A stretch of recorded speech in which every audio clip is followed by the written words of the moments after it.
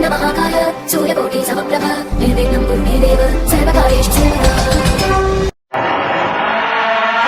रात होती है तो हम एक दिया जला लेते हैं और उसी रोशनी में खुद को महफूज समझते हैं, मगर उस रोशनी के करीब जो अंधेरा है वो अपने अंदर बहुत सारी कहानियां समेटे हुए है और इन्हीं कहानियों को आपको लेकर आता है रात के अंधेरे में।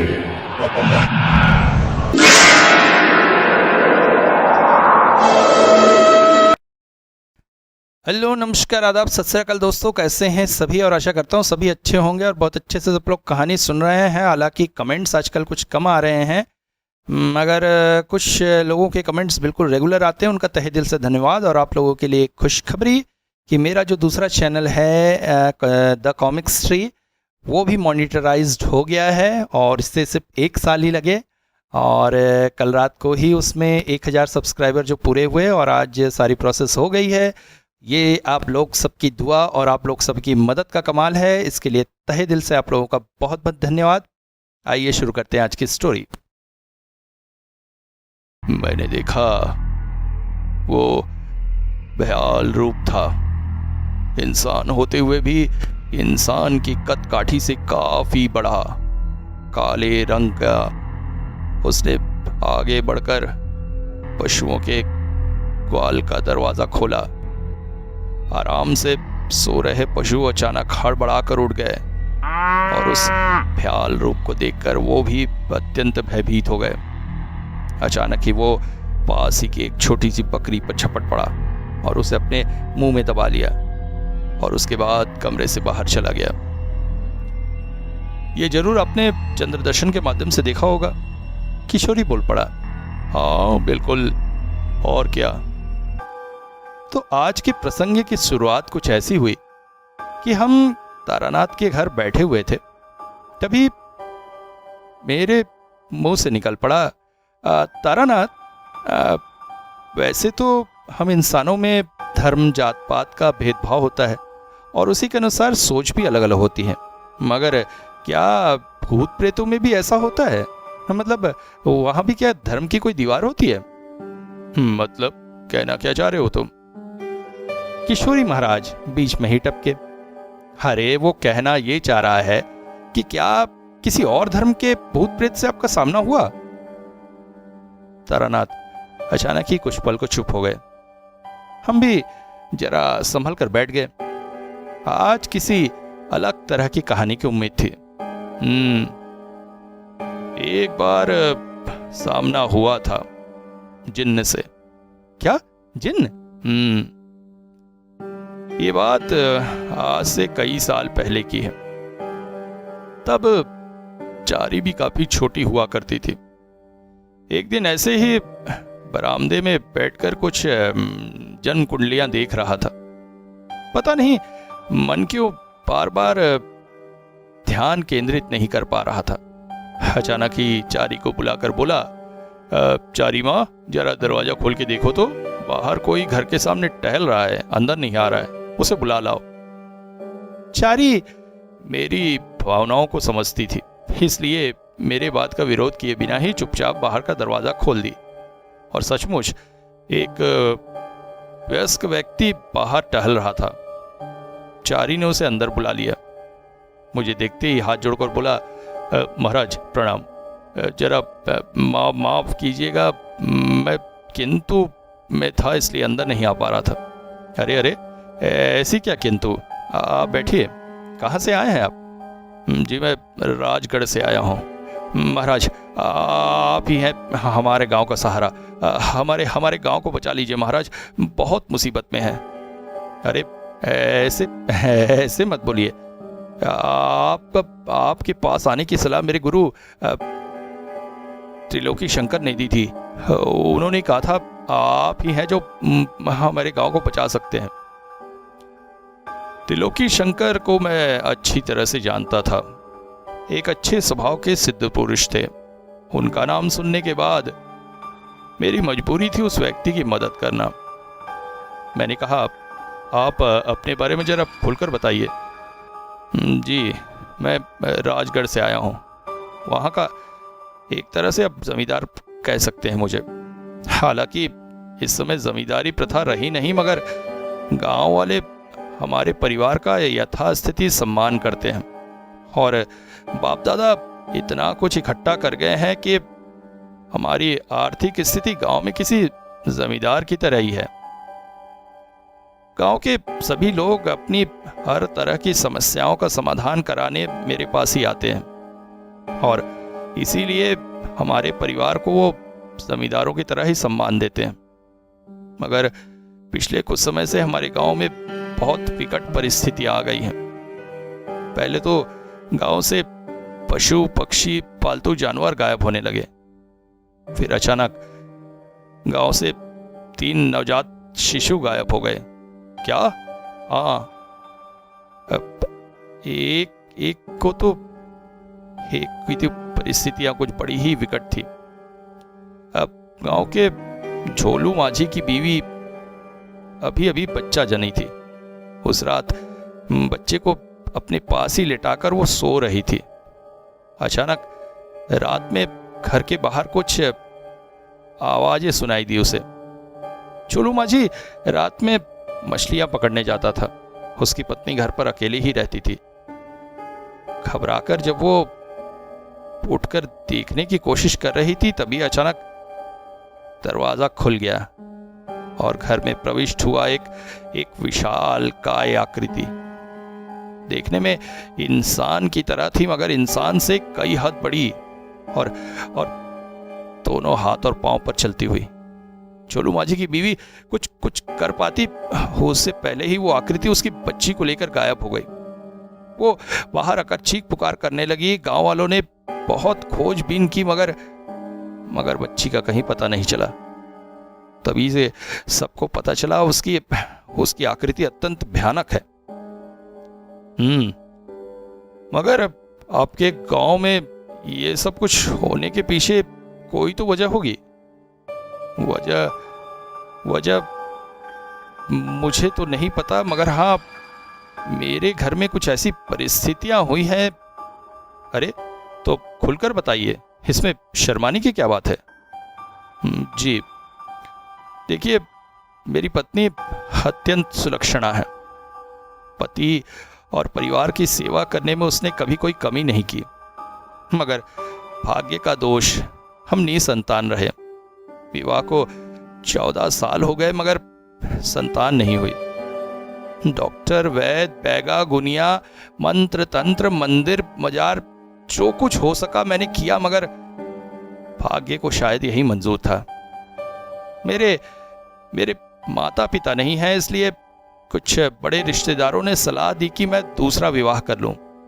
मगर मैं अपनी पत्नी से बेहद प्यार करता हूं, इसलिए पत्नी के रूप में किसी और स्त्री को अपने जीवन में देखना मेरे लिए संभव न था।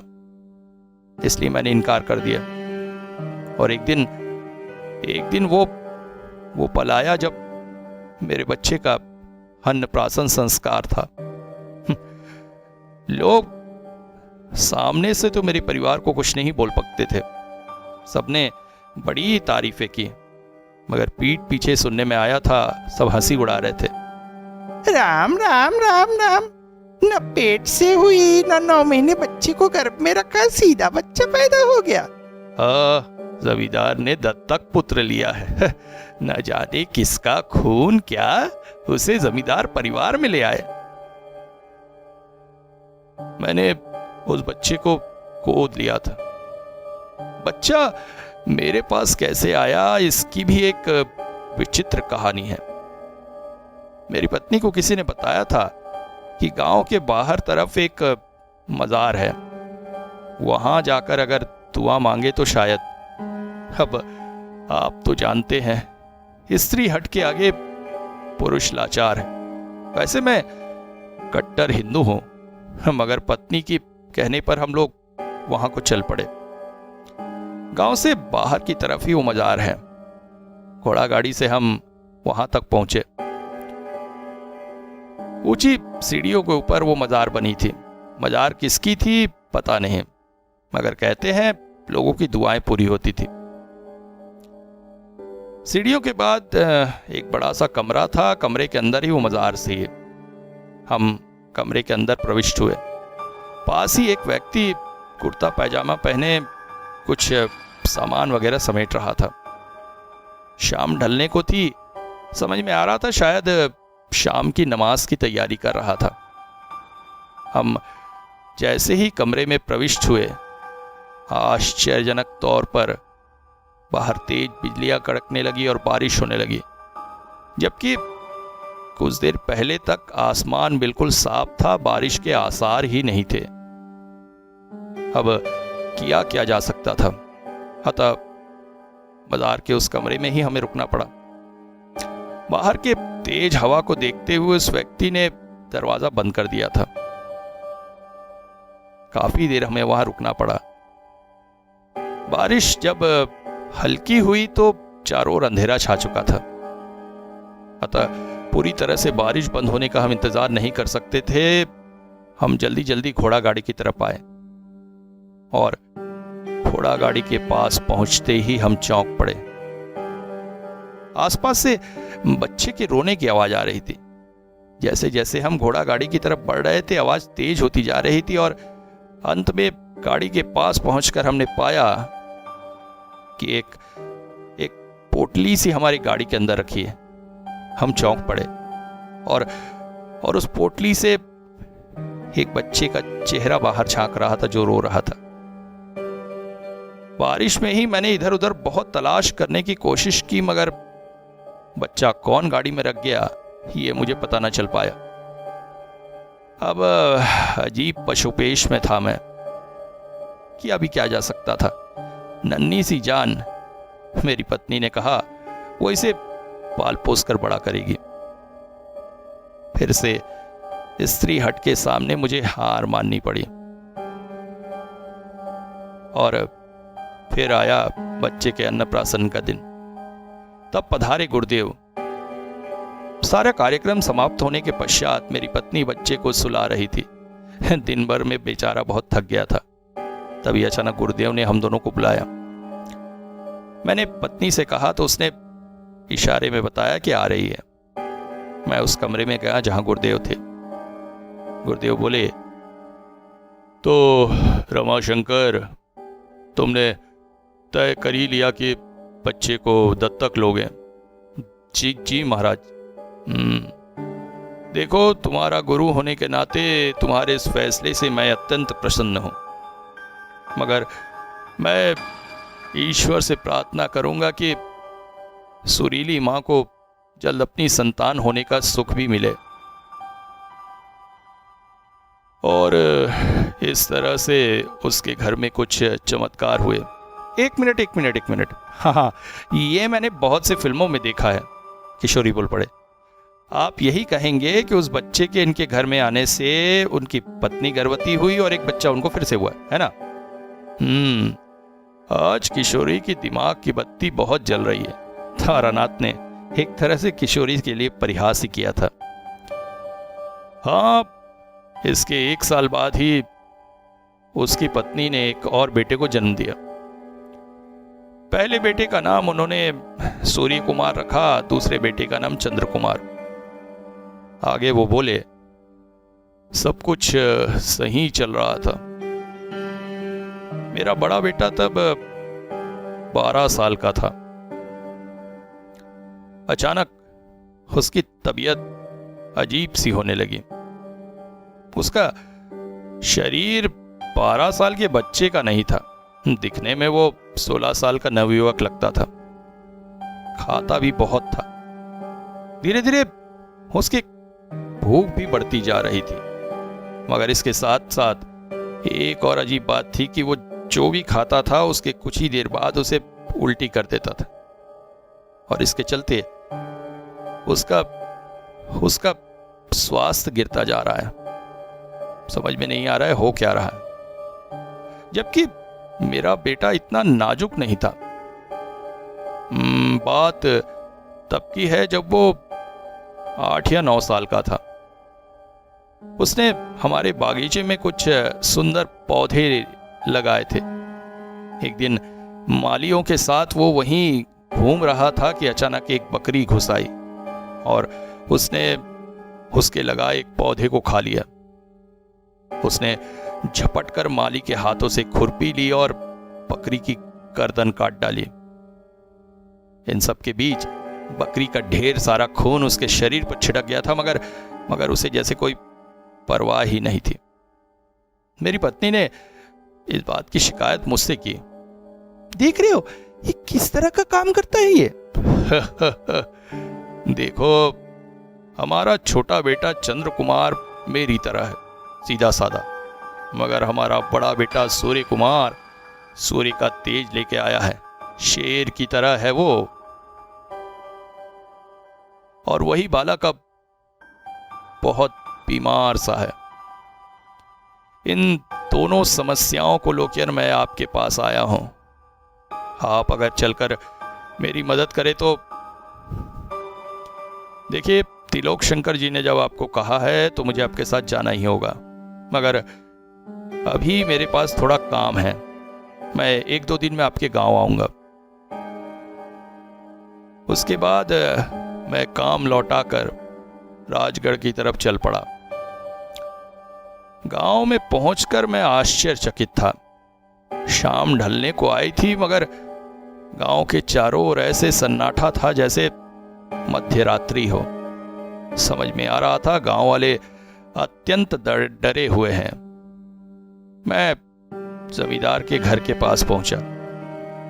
मेरे आगमन की सूचना चौकीदारों ने दौड़कर घर के अंदर दी, जैसे पहले से ही वो मेरे आगमन के लिए तैयार खड़े थे। थोड़ी ही देर में जमींदार और उनके पीछे घूंघट लगाए एक स्त्री मेरे स्वागत के लिए बाहर आए। समझ में आ रहा था ये उनकी पत्नी सुरीली है। मैं घर के अंदर जाते ही पहले बोला, जमींदार जी, मुझे एक बार अपना घर घुमाकर दिखाइए। वो थोड़े आश्चर्यचकित हुए, मगर इसमें आश्चर्य की कोई बात नहीं, क्योंकि जैसे ही मैं घर के बाहरी द्वार के पास पहुंचा था, मुझे ऐसा लगा जैसे घर के ऊपर एक काली सी चादर बिछी हुई है। और समझते देर न लगी कि गांव की समस्या का केंद्र यही घर है। मगर उससे पहले ही जमींदार की पत्नी बोल पड़ी, अरे अरे, क्या कह रहे हैं आप? इतनी दूर से आए हैं, पहले थोड़ा विश्राम कीजिए, नाश्ता कीजिए, उसके बाद। हाँ, माता का आदेश था, अवहेलना कैसे करता। अतः नाश्ते में बैठ गया। खाने में अभूतपूर्व चीजें थी। रबड़ी, जलेबी, पूड़ी, सब्जी। पेट भर खाते खाते मैं तो कुछ ज्यादा ही खा गया। उसके पश्चात जमींदार के साथ उसका घर घूमते हुए मैं बड़े बेटे के कमरे की तरफ गया। बेटा निढाल सा बिस्तर पर लेटा हुआ था, मगर आश्चर्य, जैसे ही मैंने उसके कमरे की चौखट पार की, वो जैसे चीख पड़ा। मगर ये एक 12 साल के बच्चे की आवाज नहीं थी। किसको लेकर आया है तू? किसको लेकर आया है तू? अभी से बाहर ले जा, अभी से बाहर ले जा, वरना मैं तुम सबको खत्म कर दूंगा। तू क्या समझता है? तेरी कुछ नहीं चलने वाली, यहाँ से चले जा, चले जा। जमींदार तो जैसे आश्चर्यचकित हो उठे थे। उनका प्यारा बेटा आज अचानक ऐसी कैसी हरकतें कर रहा है। मगर अभी चौंकने के और भी कारण बचे हुए थे।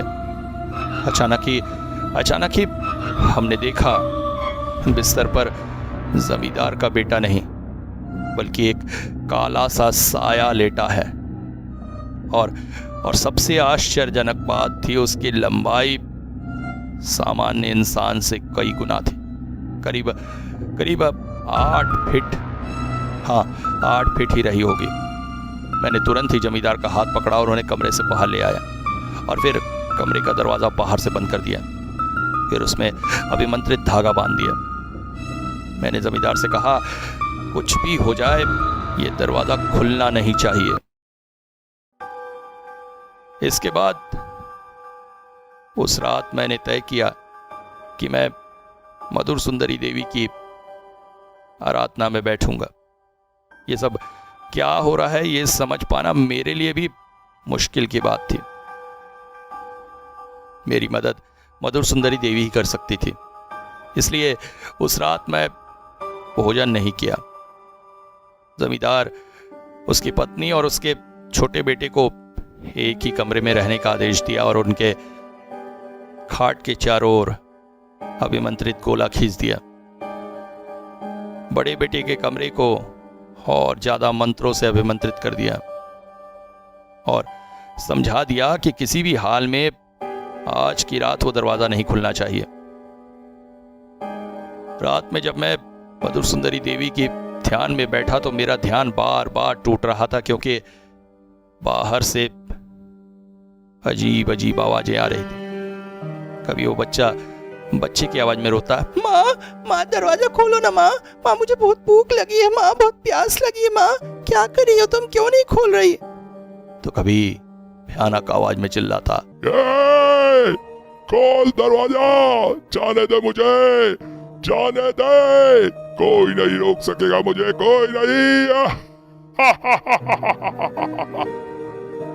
मगर अत्यंत प्रयासों के बाद मैंने ध्यान लगाया और अचानक कानों में आवाज पड़ी, आंखें खोलो तारा, मैं उपस्थित हूं। मैं खुशी से झूम उठा। बहुत दिनों बाद मां के दर्शन हो रहे थे। उनके चरणों में गिरकर मैंने कहा, मदद करो मां, बताओ ये सब क्या है, क्यों है? तारा, ये सब जिन्न का खेल है। मैं चौंक पड़ा। उसके बाद सारी वस्तु स्थिति मां ने मेरे सामने स्पष्ट कर दी। जिन, मगर ये जिन होते क्या हैं? किशोरी बाबा का प्रश्न था, मगर तारानाथ इस बार चिढ़े नहीं, अभी तो प्रसन्नता के साथ बोल पड़े है। देखो, हमारे यहां जैसे भूत प्रेत शाकिनी डाकिनी मानते हैं, ऐसी मुस्लिम धर्म जिन्नों पर विश्वास करता है। उनका मानना है कि अल्लाह ने इंसान से पहले इस धरती पर जिन्नों को बनाया था, जिनको उनने आग से बनाया था। इनमें नर नारी सब होते हैं और वो धरती पर रहते थे। इनमें से कुछ जिन्न अच्छे और धार्मिक होते हैं और कुछ बुरे। वस्तुतः इन्हीं में से एक जिन्न था जिसे शैतान कहा जाता है। शैतान या इब्लिस को अल्लाह ने जिन्नों का सरदार घोषित किया था, मगर जब अल्लाह ने हजरत आदम को बनाया तो इब्लिस या शैतान ने उनकी आगे झुकने से मना कर दिया। इसलिए सजा के रूप में अल्लाह ने उसे पाताल में भेज दिया। इसीलिए ये जिन्न या उनके परिवार ज्यादातर पाताल लायक जगहों में रहते हैं, जैसे पुराने कुएं, पुराने खंडहर, बड़ी बड़ी पानी की टंकियां इत्यादि। जिन्न शब्द का वास्तविक अर्थ पर्दा है। ये हमसे हमेशा पर्दे में रहते हैं, मगर सच ये भी है कि वो इंसानों के बीच भी रहते हैं। वो रूप बदल सकते हैं, इंसानों का रूप ले सकते हैं। उनमें मर्द और औरत दोनों होते हैं। कभी कभी वो किसी इंसान को पसंद कर लेते हैं। ऐसे में जिन्नों से इंसान की शादी होते, उनके बच्चे होते भी दिखाई दिए हैं। जिन्नों के भी बच्चे होते हैं। और अगर किसी स्त्री के पीछे कोई जिन्न न पड़ जाए तो परिस्थिति अत्यंत भयानक हो सकती है। वैसे महिला जिन्न उतनी खतरनाक नहीं होती है। अब यहां पर मुख्य कहानी में आते हैं, और मुख्य कहानी ये थी कि ऐसे ही एक अधूरे साधक ने ये सारा खेल रचाया था। उन्हीं के गांव में एक परिवार था जिसको भी संतान नहीं हो रही थी। तब उन्होंने एक तांत्रिक के पास गए थे। ये तांत्रिक वस्तुतः तंत्र मंत्र के साथ साथ जिन्न सिद्धियां भी सीख रहा था, और अपनी सिद्धि का प्रभाव देखने के लिए उसने उस परिवार को इस्तेमाल किया और उस औरत के गर्भ में एक जिन्न को प्रविष्ट कर दिया, जो वस्तुतः मनुष्य की तरह ही जन्म लेता, मनुष्य की तरह ही पलता बढ़ता, मगर जब 12 वर्ष की आयु का होता तब उसकी शक्तियां जागती। कहने की जरूरत नहीं है, बच्चे ने जब जन्म लिया तो सबसे पहले अपनी मां को मार डाला। अब सवाल यह था कि बच्चे का पालन पोषण कैसे हो, इसलिए चुपके से उसे जमींदार की गाड़ी में रख दिया गया था। मैंने अगली सुबह उठकर सबसे पहले जमींदार से यह प्रश्न किया कि क्या बीते कुछ समय में किसी तांत्रिक, ओझा या फकीर की मौत हुई है। इस बात का वो पता लगाए। इसके बाद मैं उस मजार के खादिम के पास गया और उससे कुछ बातें की और तब तय किया कि भले ही जमींदार को वो अपना बेटा जैसा लगता हो, मगर उस बच्चे को इस दुनिया में रहने का कोई हक नहीं है, क्योंकि अगर वो जमींदार के घर रह गया तो जमींदार का पूरा परिवार खत्म हो जाएगा। और यही बात मैंने जब जमींदार और उसकी पत्नी को बताई तो वो तो जैसे फूट फूट कर रो पड़े, मगर मुझे उन्हें समझाना पड़ा कि उनके छोटे बेटे की जान ज्यादा कीमती है। हाँ, ये बता दूं कि उस तांत्रिक ने बड़ी योजनाबद्ध तरीके से काम किया था। उसके अनुसार जिन्न जब तक छोटा रहता तब तक कुछ नहीं होता, मगर 12 साल की आयु के बाद वो अपनी शक्तियां पाता, और तब उसने सोचा था कि उसे वश में करके वो उसका इस्तेमाल करेगा। मगर दुख की बात यह है कि वो एक कच्चा तांत्रिक था। उसे जिन्न को इंसानी रूप में जन्म दिलाना तो आता था, मगर उसे वश में करना नहीं आता था, और जिसका परिणाम उसे अपनी जान देकर चुकाना पड़ा। ओ, तभी आप पूछ रहे थे किसी तांत्रिक का मौत हुई कि नहीं? बहुत जल्दी समझ गए तुम। तब वो रात आई जिसमें हमें बहुत बड़ा काम करना था। मैंने जमींदार और उसके परिवार को एक कमरे में बंद करवा दिया और उसे अभिमंत्रित कर दिया।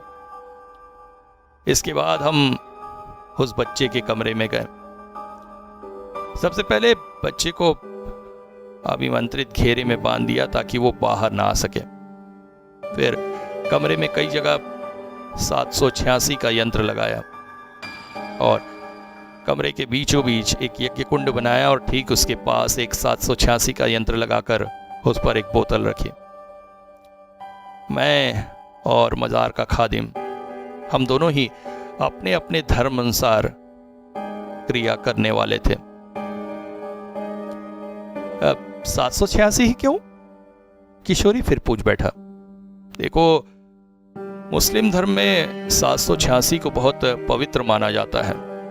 वास्तव में मुस्लिम लोग बिस्मिल्लाहिर रहमानुर रहीम इन शब्दों को बहुत पवित्र मानते हैं और सभी अच्छे कामों की शुरुआत इसी से करते हैं। अगर देखा जाए तो बिस्मिल्लाह 7 शब्दों से मिलकर बना है, रहमान 8 शब्दों से और रहीम 6 शब्दों से। इसीलिए 786 को पवित्र माना जाता है। अब मैं उस रात मधुर सुंदरी देवी के कहे अनुसार मां शीर्ष नयना की आराधना करने वाला था। मैंने यज्ञ कुंड प्रज्वलित कर उसमें आहुति देनी शुरू की। दूसरी तरफ खादिम कुछ विशेष तरह के वजीफे पढ़ने लगा। सारा घर जैसे जिन्न के तांडव से नाच उठा। बाहर तेज आंधियां चल रही थी। कमरे में भयानक तरह से हंसी की आवाज थी। हमारे सामने इस वक्त वो बच्चा नहीं बल्कि 8 फुट की वो काली आकृति थी जो जैसे हम लोगों पर किसी भी पल हमला करने को बेताब थी। मैं मंत्र जाप करता चला जा रहा था। इसके बाद मैंने गुड़हल के फूल, हल्दी और सरसों की आहुतियां दी। खादिम ने अपने झोले में से काली हल्दी निकालकर वजीफा पढ़कर उसकी तरफ फेंकना शुरू किया। आसमान जमीन जैसे उसकी चीखों से गूंज उठी। वो भयानक तरह से चीख रहा था।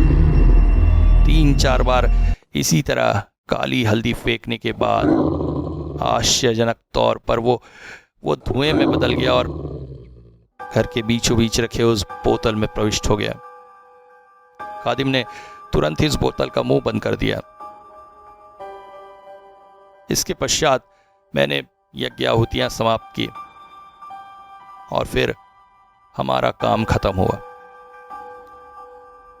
इसके बाद खादिम मज़ार की तरफ निकल गए और मैं अपने घर की तरफ निकल आया, क्योंकि जमींदार और उसकी पत्नी का सामना करने की हिम्मत मुझ में नहीं थी। एक माता पिता के सामने ही अगर उनके प्यारे बच्चे को इस तरह किया जाए तो उनकी क्या परिस्थिति होती होगी तुम ही समझ सकते हो। अच्छा, अभी जिस देवी का आपने नाम लिया, इनके बारे में कभी पहले नहीं सुना। तंत्र मत में ये एक बहुत विशिष्ट देवी मानी जाती है। इनके मंदिर में केवल इनका शीश दिखाई देता है, बाकी शरीर और पैर की प्रतिस्थापना नहीं की जाती। माना जाता है जब मां सती ने अपने आप को यज्ञ कुंड में विसर्जित कर दिया था और उनकी लाश शिवजी कंधे पर लेकर और विष्णु जी ने चक्र से जब उनकी लाश को खंडित किया था, तो उनका शीर्ष जिस स्थान पर गिरा था वहीं पर मां सती का यह विशेष मंदिर बनाया जाता है और उन्हीं की आराधना मुझे करनी थी। अच्छा, एक और प्रश्न है मेरा। किशोरी के प्रश्न कभी खत्म नहीं होते। इस बार आपने घर में किसी मूर्ति की स्थापना नहीं की थी? अब तुम ही बताओ, जो मंदिर दुनिया में एक ही है, वहां की देवी की प्रतिस्थापना मैं कैसे कर सकता था?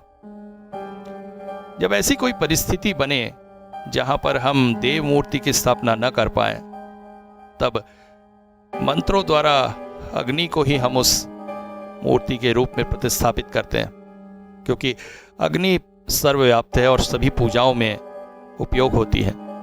यज्ञ कुंड में भी अग्नि जल रही थी, मैंने उसी अग्नि को मां की मूर्ति के रूप में प्रतिस्थापित कर दिया था। ओह, ये भी कुछ नया जानने को मिला। अचानक ही तारानाथ बोले, रात बहुत हो चुकी है, अब तुम लोग को घर जाना चाहिए। अरे हाँ, आपकी बातों में पता ही नहीं चलता है समय कहाँ बीत जाता है। हम दोनों उनके घर से बाहर निकल आए। रास्ते में अचानक किशोरी जोर जोर से हंसने लगा। अरे हुआ क्या? तूने देखा नहीं आज की कहानी? बोतल 786 का यंत्र, उसमें धुएं के रूप में प्रविष्ट हो जाना। ये तो अलीफ लैला या फेरीटेल की किसी कहानी का रूपांतरण हो गया। देख, तू कितना भी हंस ले यार, मगर तारानाथ हमेशा कहते हैं ये सब उनके साथ सच हुआ है। क्या पता क्या सच है, क्या उनकी कल्पना।